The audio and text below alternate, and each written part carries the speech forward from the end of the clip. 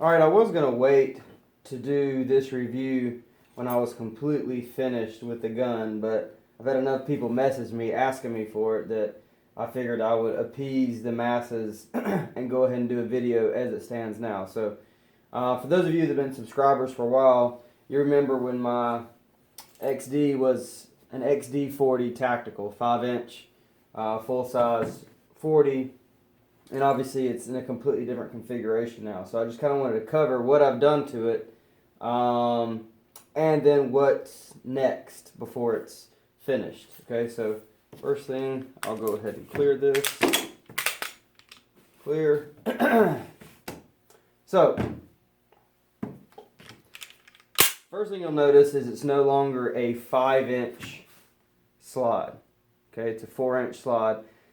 I wanted to convert it to 9mm for all the reasons that anybody would convert a 40 to a 9mm. You can shoot it faster, higher capacity, so on and so forth. So since Springfield doesn't sell just slides, uppers and stuff like that, I had to go through a guy named James who is local to me, who runs a shop that does a lot of Cerakote and works heavily on XDs, and so he has enough parts guns laying around that I was able to trade him my 5-inch slide and barrel for a 4-inch.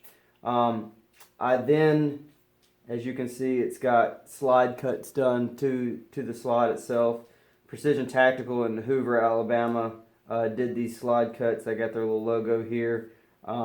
They call this the Dauntless package, so they do a couple windows there.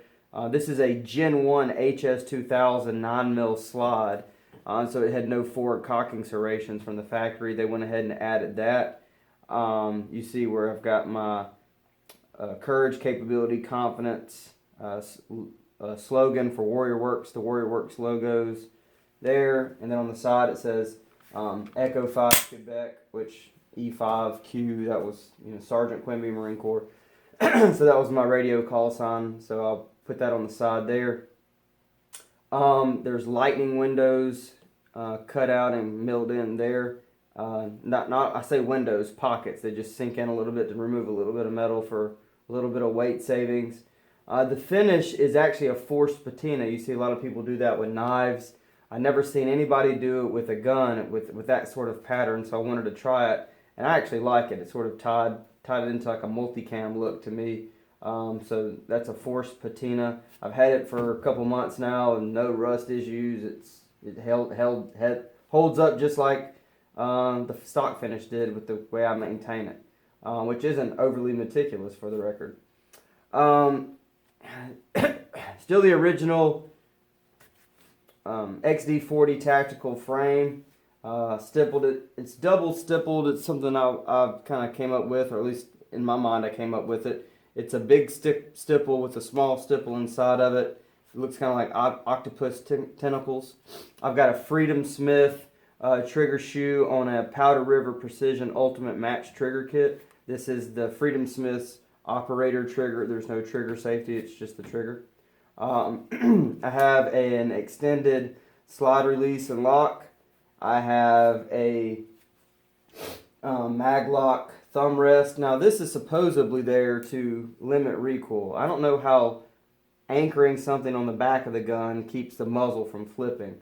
I didn't use it for that. I have a very thumbs forward grip, and if I'm not careful, I'll ride the slide release, and it won't lock to the end on the last round. So what this does is just keeps my offhand thumb from riding that, so that I don't have that problem anymore.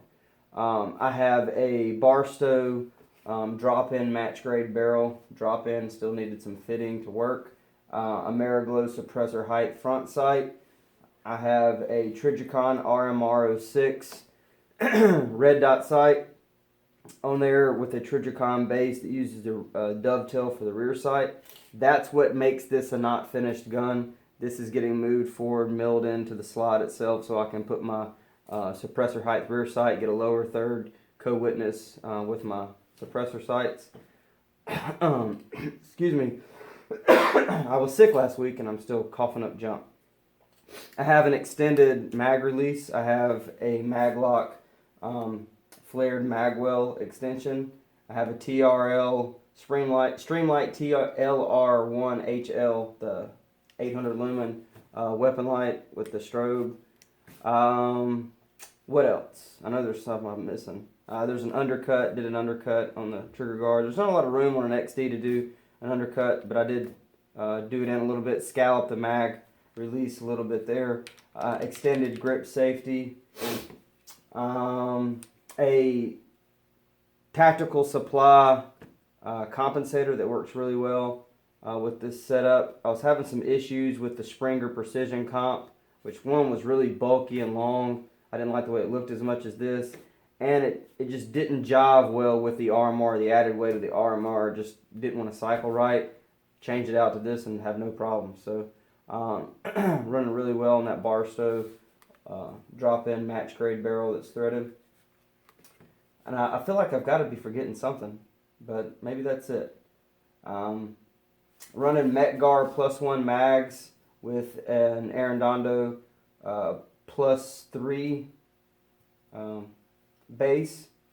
So this is a 22 round magazine and obviously one in the chamber, so 23 rounds in the weapon.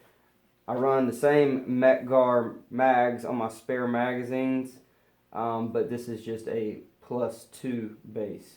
So 20 round mags. This is actually a +4 on that Arredondo. So 22 rounds here, 20 rounds here with one in the chamber. I'm walking around on duty with 23 rounds in the gun and 40 more on standby.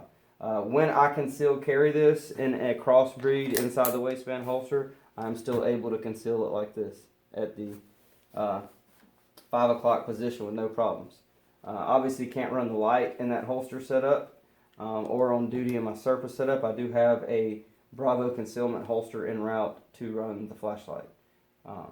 So I think that's pretty much it. It's going from an XD40 Tactical to basically a blend between a Gen 1 HS2000 9mm, the service 4-inch model, and the XD frame. It's super accurate. It runs really fast.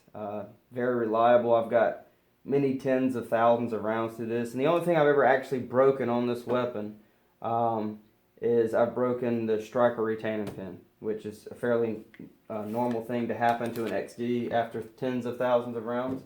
And so I started running the Powder River Precision heavier gauge steel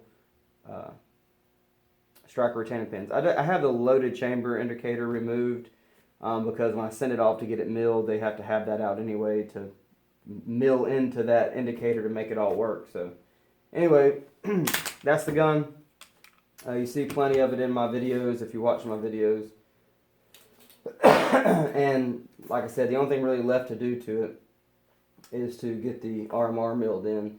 But I'm surprisingly happy with the way that RMR runs without it being milled in. I thought it would be so much higher than what I'm used to using as my sight plane that it would be really hard to find the dot, but it took all of 10 minutes on the range just to adapt to it. Now every time I present the weapon, the dot's just there. I'm not hunting it, I don't look for it, it's just there.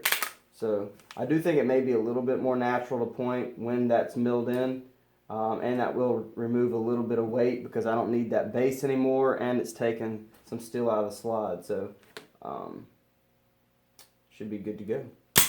But there she sits. That's the XD Franken gun as it exists now, and really looking forward to getting that milled in so I can call the gun itself complete, and then getting that Bravo concealment holster in my possession. So this will be ready to actually run with the light on duty on my hip.